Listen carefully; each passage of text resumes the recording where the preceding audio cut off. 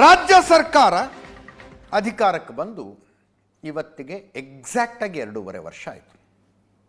ಅರ್ಧ ಅವಧಿ ಪೂರೈಸಿತು. ಅಭಿನಂದನೆಗಳು ಮುಖ್ಯಮಂತ್ರಿಗಳು, ಸಚಿವ ಸಂಪುಟ ಸದಸ್ಯರಿಗೆ, ಶಾಸಕರುಗಳಿಗೆ ಎಲ್ರಿಗೂ ಅಭಿನಂದನೆಗಳು. ಅರ್ಧ ಅವಧಿ ಇವತ್ತು ಪೂರ್ಣಗೊಂಡಿತು. ಇವತ್ತೇ ಮಧ್ಯಾಹ್ನ 3 ಗಂಟೆ ಫ್ಲೈಟ್ ಹಿಡ್ಕೊಂಡು ಬೆಂಗಳೂರಿನಿಂದ ದಿಲ್ಲಿಗೆ 8 ಜನ ಶಾಸಕರು ಫ್ಲೈಟ್ ಹತ್ತಿದ್ರು.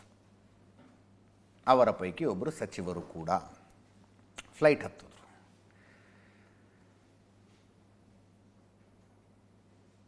ಎಂಟು ಜನ ಹಳೆ ಮೈಸೂರು ಭಾಗದವರು, ಒಂದೇ ಸಮುದಾಯಕ್ಕೆ ಸೇರಿದವರು.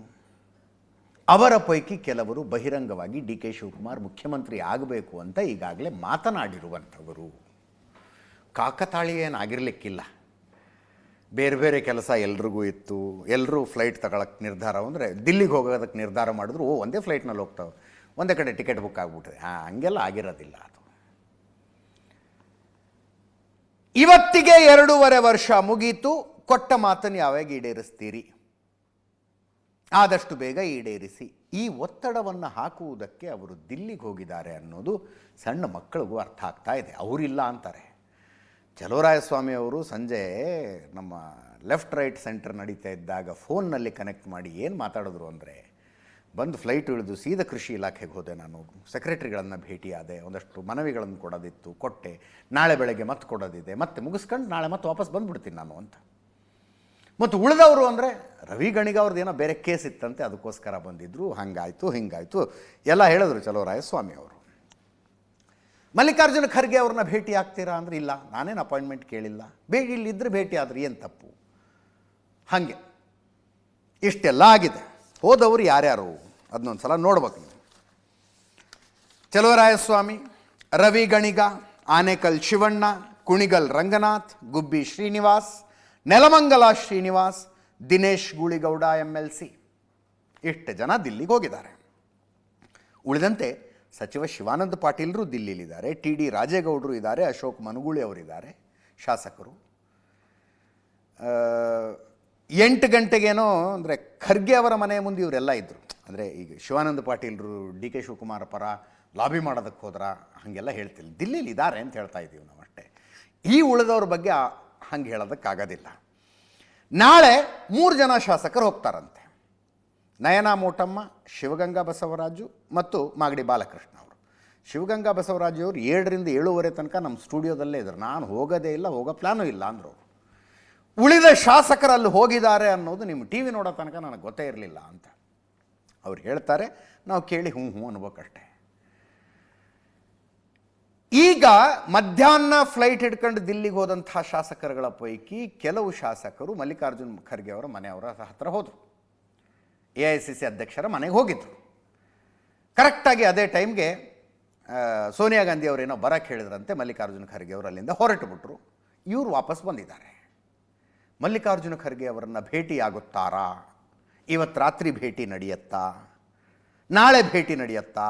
ನಾಳೆ ಬೆಳಗ್ಗೆ 8 ಗಂಟೆ ಫ್ಲೈಟಿಗೆ ಮಲ್ಲಿಕಾರ್ಜುನ ಖರ್ಗೆ ಅವರು ಬೆಂಗಳೂರಿಗೆ ಬರ್ತಿದ್ದಾರೆ. 8 ಗಂಟೆ ಫ್ಲೈಟಿಗೆ ಬೆಂಗಳೂರಿಗೆ ಬರ್ತಾ ಇರುವ ಮಲ್ಲಿಕಾರ್ಜುನ ಖರ್ಗೆ ಅವ್ರನ್ನ ಭೇಟಿ ಆಗಬೇಕು ಅಂದರೆ ಬೆಳಗ್ಗೆ 7 ಗಂಟೆಗಿಂತ ಮುಂಚೆ ಹೋಗ್ಬೇಕು ಇವ್ರ ಮನೆಗೆ. ಆ ಭೇಟಿ ನಡೆಯುತ್ತಾ ನಡೆಯೋದಿಲ್ವಾ ಅಪ್ಡೇಟ್ಗಳನ್ನು ಕೊಡ್ತೀವಿ. ಆ್ಯಸ್ ಆಫ್ ನೌ ಇಷ್ಟೆಲ್ಲ ಆಗ್ತಾ ಇದೆ. ಇವತ್ತೊಂದಷ್ಟು ಜನ ಶಾಸಕರು ಹೋದರು, ನಾಳೆ ಒಂದಷ್ಟು ಜನ ಶಾಸಕರುಗಳು ಹೋಗ್ತಾರೆ ದಿಲ್ಲಿಗೆ. ಇವರೆಲ್ಲರೂ ಡಿ ಕೆ ಶಿವಕುಮಾರ್ ಬಣ, ಅದರಲ್ಲೇನು ಎರಡನೇ ಮಾತೇ ಇಲ್ಲ. ಇವರ ಪೈಕಿ ಕೆಲವರು ಅತ್ಯಂತ ಬಹಿರಂಗವಾಗಿ ಡಿ ಕೆ ಶಿವಕುಮಾರ್ ಪರವಾಗಿ ಬ್ಯಾಟಿಂಗ್ ಮಾಡ್ತಾರೆ. ಅವರು ಮುಖ್ಯಮಂತ್ರಿ ಆಗಬೇಕು, ಇದೇ ಅವಧಿಯಲ್ಲಿ ಆಗಬೇಕು ಅಂತ ಹೇಳ್ತಾರೆ. ಇದರ ಮಧ್ಯದಲ್ಲಿ ಡಿ ಕೆ ಸುರೇಶ್ ಅವರು ಆಡಿದ ಮಾತು. ಡಿ ಕೆ ಶಿವಕುಮಾರ್ ಅವರು ನಿನ್ನೆ ಒಂದು ಹೇಳಿಕೆಯನ್ನು ಕೊಟ್ಟಿದ್ದರು. ಡಿ ಕೆ ಸುರೇಶ್ ಅವ್ರ ಹತ್ರ ಹೋದಾಗ ನಾಳೆ ಮಾತಾಡ್ತೀನಿ ಅಂದರು. ಇವತ್ತು ಕೊಟ್ಟರು ಹೇಳಿಕೆಯನ್ನು. ವೆರಿ ವೆರಿ ಕ್ರೂಷಿಯಲ್ ಸ್ಟೇಟ್ಮೆಂಟ್ ಅಂತ ಕನ್ಸಿಡರ್ ಆಗತ್ತಿದು. ಸಿದ್ದರಾಮಯ್ಯನವರು ಇಲ್ಲಿ ತನಕ ಕೊಟ್ಟ ಮಾತಿನಂತೆ ನಡೆದುಕೊಂಡಿದ್ದಾರೆ, ಈಗಲೂ ನಡ್ಕೊಳ್ತಾ ಇದ್ದಾರೆ, ಮುಂದೂ ನಡ್ಕೊಳ್ತಾರೆ.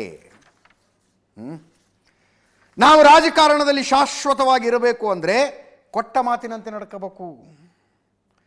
ಕೊಟ್ಟ ಮಾತಿನಂತೆ ನಡೆಯೋದು ಬಹಳ ಮುಖ್ಯ. ಆವಾಗ ಅವರು ರಾಜಕಾರಣದಲ್ಲಿ ಶಾಶ್ವತವಾಗಿರ್ತಾರೆ. ಮಾತು ಕೊಟ್ಟರೆ ಅದರಂತೆ ನಡ್ಕೋಬೇಕು. ನೋಡಿ ಎಷ್ಟು ಸಲ ಮಾತು ಕೊಡೋದು, ಮಾತು ಕೊಟ್ಟ ಮಾತಿನಂತೆ ನಡ್ಕೊಳ್ಳೋದು ಎಷ್ಟು ಸಲ ಬರುತ್ತೆ ನೋಡಿ ಇದು. ಆಮೇಲೆ ಡಿ ಕೆ ಶಿವಕುಮಾರ್ ಮುಖ್ಯಮಂತ್ರಿ ಆಗೋ ಪ್ರಶ್ನೆ ಅಂದರೆ ಅದು ನಮ್ಮ ನಿಮ್ಮ ಮಧ್ಯದಲ್ಲಿ ಚರ್ಚೆ ಆಗೋದಲ್ಲ ಅಂದ್ಬಿಟ್ರು. ಯಾರಿಗೆ ಏನು ಮಾತು ಕೊಟ್ಟಿದ್ರೂ ಸಿದ್ದರಾಮಯ್ಯನವರು ತಪ್ಪೋರಲ್ಲ. ಕಳೆದ 5 ವರ್ಷಗಳ ಹಿಂದೆ ಏನೇನು ಭರವಸೆ ಕೊಟ್ಟಿದ್ರು ಅದೆಲ್ಲ ಭರವಸೆಯನ್ನು ಸಿದ್ದರಾಮಯ್ಯನವರು ಈಡೇರಿಸಿದ್ದಾರೆ. ಈಗಲೂ ಕೂಡ ಯಾರ್ಯಾರಿಗೆ ಏನು ಮಾತು ಕೊಟ್ಟಿದ್ದಾರೆ ಆ ಮಾತಿನಂತೆ ಸಿದ್ದರಾಮಯ್ಯನವರು ನಡೀತಾ ಇದ್ದಾರೆ. ಅದರಲ್ಲಿ ತಪ್ಪೇನಿದೆ? ಕೊಟ್ಟ ಮಾತಿನಂತೆ ನಡೀತಾರವರು. ನಾನು ಯಾವತ್ತೂ ಆಶಾದಾಯಕನಾಗಿರುವಂಥವನು, ನಾನು ಮುಂದೆ ನೋಡ್ತೀನಿ ಹೊರತು ಹಿಂದೆ ನೋಡುವಂಥವನಲ್ಲ. ಕೊನೆಯದಾಗಿ ಅವರು ಅಂದರೆ ಕೋಟ್ ಮಾಡಬೇಕಾಗಿರೋ ವಾಕ್ಯಗಳನ್ನಷ್ಟೇ ಹೇಳ್ತಾ ಇದ್ದೀನಿ ನಾನು ಎಲ್ಲದಕ್ಕೂ ಸಾಕ್ಷಿಯೇ, ನಾನು ಕಾಂಗ್ರೆಸ್ ಕಾರ್ಯಕರ್ತ. ದೆಹಲಿಯಲ್ಲಿ 2.5 ವರ್ಷದ ಹಿಂದೆ ಏನು ತೀರ್ಮಾನ ಆಗುತ್ತೆ ಅನ್ನೋ ಕುತೂಹಲ ಇತ್ತು. 4 ಗೋಡೆ ಮಧ್ಯೆ ನಡೆದ ತೀರ್ಮಾನ, ಅದು ವರಿಷ್ಠರು ಮಾಡಿದ ತೀರ್ಮಾನ ಅಂದರು. ಅಧಿಕಾರ ಹಂಚಿಕೆ ಬಗ್ಗೆನಾ ಅಂದ್ರೆ ಅದರ ಬಗ್ಗೆ ವರಿಷ್ಠರು ಮಾತಾಡಬೇಕು ಅಂದರು. ಪತ್ರಕರ್ತರು ಅದನ್ನು ಕೇಳ್ತಾರೆ, ಎಲ್ಲಿ ಸಿಗ್ತಾರೆ ಸರ್ ನಮ್ಮ ಕೈಗೆ ವರಿಷ್ಠರು ಅಂದ್ರೆ ಪ್ರಯತ್ನ ಪಡಿ ಸಿಗ್ತಾರೆ ಅಂತ. ಡಿ ಕೆ ಸುರೇಶ್ ಅವರ ಮಾತು ಕೇಳಿಸ್ಕೊಳ್ಳಿ. ಕೊಟ್ಟ ಮಾತಂತೆ ಯಾವತ್ತೂ ಕೂಡ ರಾಜಕಾರಣದಲ್ಲಿ ಶಾಶ್ವತವಾಗಿ ಉಳಿಬೇಕು ಅಂತ ಅಂದರೆ ಯಾರೇ ಆದರೂ ಕೂಡ ನಾವೇನು ಜನರಿಗಾಗಲಿ ಬೇರೆ ಯಾರಿಗೆ ಮಾತು ಕೊಟ್ಟರೆ ಆ ಮಾತಿನಂತೆ ನಡ್ಕೋಬೇಕು. ಸೊ ಅದು ಮುಖ್ಯ ಆಗ್ತದೆ ಹೊರತು ಅವರು ಶಾಶ್ವತವಾಗಿ ನಾಯಕರಾಗಿ ಉಳಿತಾರೆ. ಯಾರೇ ಜನರಿಗೆ ಮಾತು ಕೊಟ್ಟರೆ ಆ ಮಾತಿನಂತೆ ನಡ್ಕೋಬೇಕಾಗಿರ್ತಕ್ಕಂಥದ್ದು ಆಡಳಿತ ನಡೆಸುವಂಥವರ ಕರ್ತವ್ಯ. ಒಂದು ಪಕ್ಷವಾಗಿ ಕೂಡ ಆ ಕೆಲಸವನ್ನು ಮಾಡಬೇಕು. ಡಿ ಕೆ ಶಿವಕುಮಾರ್ ಅವರು ಸಿಎಂ ಆಗಲಿ ಅನ್ನೋ ಕಾರ್ಯಕರ್ತರ ಅಭಿಪ್ರಾಯ ಸರ್. ನಿನ್ನೆನೂ ಕೂಡ ಘೋಷಣೆ ಕೂಗಿದ್ದಾರೆ. ಇನ್ನೆಷ್ಟು ದಿನ ಕಾಯಬೇಕು? ನಮ್ಮ ನಿಮ್ಮ ಮುಂದೆ ನಡೆಯುವಂಥ ಚರ್ಚೆ ಅಲ್ಲ, ಅದು ಪಕ್ಷದ ವರಿಷ್ಠರು ತೀರ್ಮಾನ ಮಾಡಿ. ಸದ್ಯಕ್ಕೆ ಮುಖ್ಯಮಂತ್ರಿ ಹುದ್ದೆ ಖಾಲಿ ಇಲ್ಲ. ಅವರು ನಮ್ಮ ಮುಖ್ಯಮಂತ್ರಿಗಳು.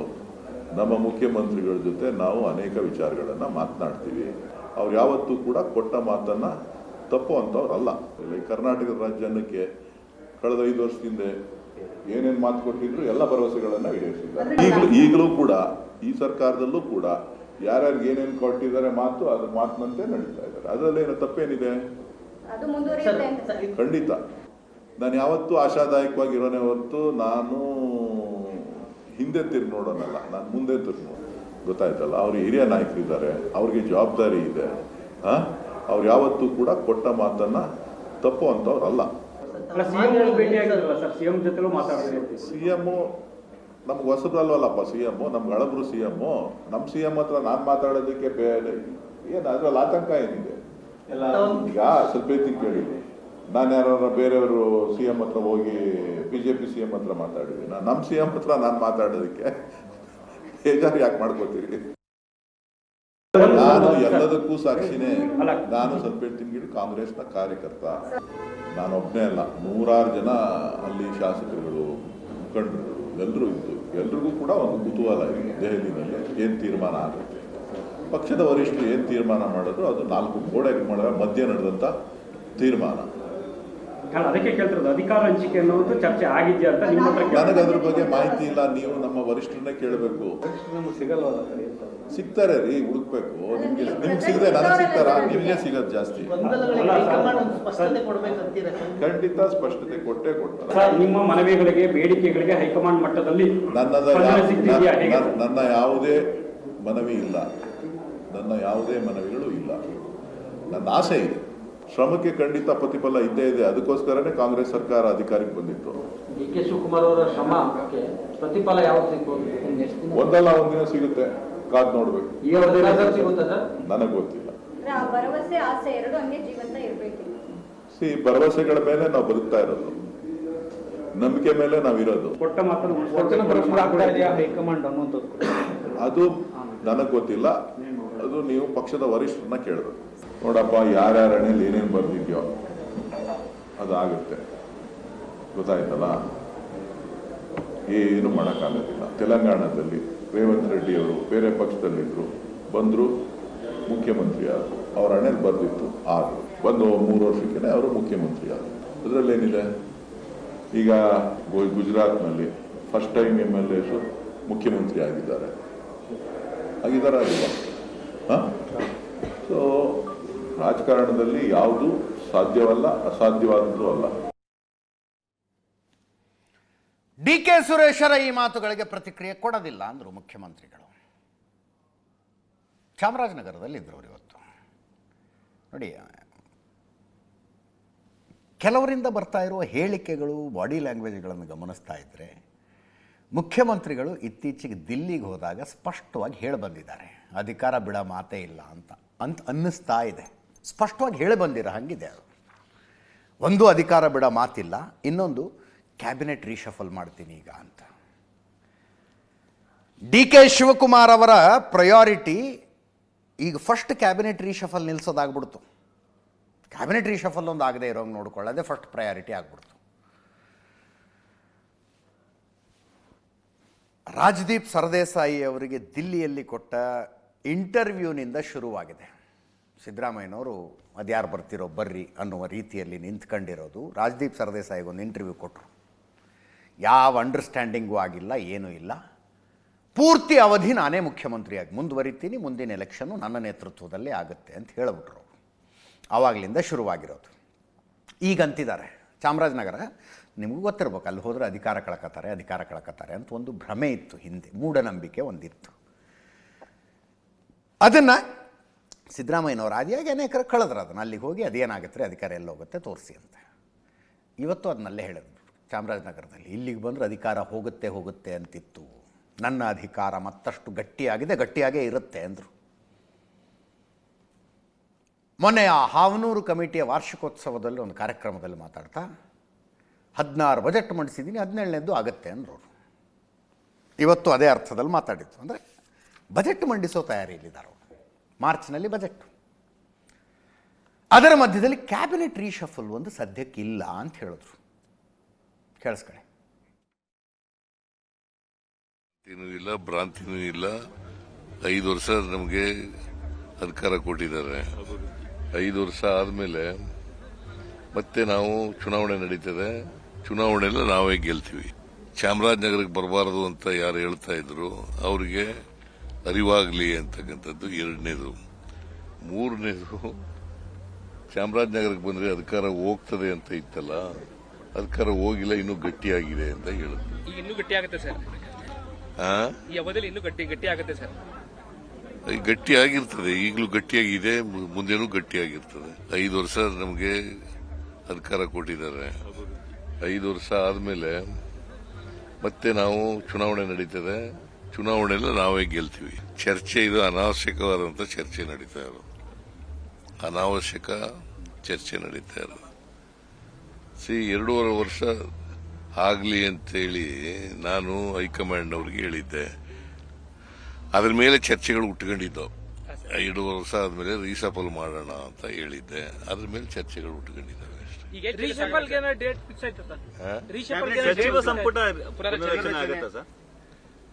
ಇಲ್ಲ, ಅವರು ಅದ್ರ ಬಗ್ಗೆ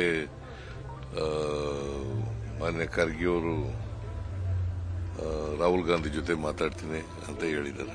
2028ಕ್ಕೆ ಚುನಾವಣೆ ನಿಮ್ಮ ನೇತೃತ್ವದಲ್ಲಿ ಆಗುತ್ತೆ. ಅದು ನೋಡೋಣ, ಚುನಾವಣೆ ಬರಲಿ.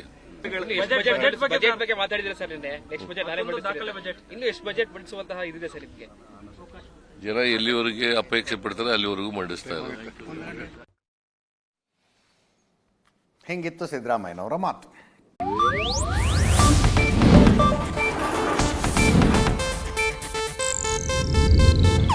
ಇದು ಏಷ್ಯಾನೆಟ್ ನ್ಯೂಸ್ ನೆಟ್ವರ್ಕ್ ಪ್ರಸ್ತುತಿ.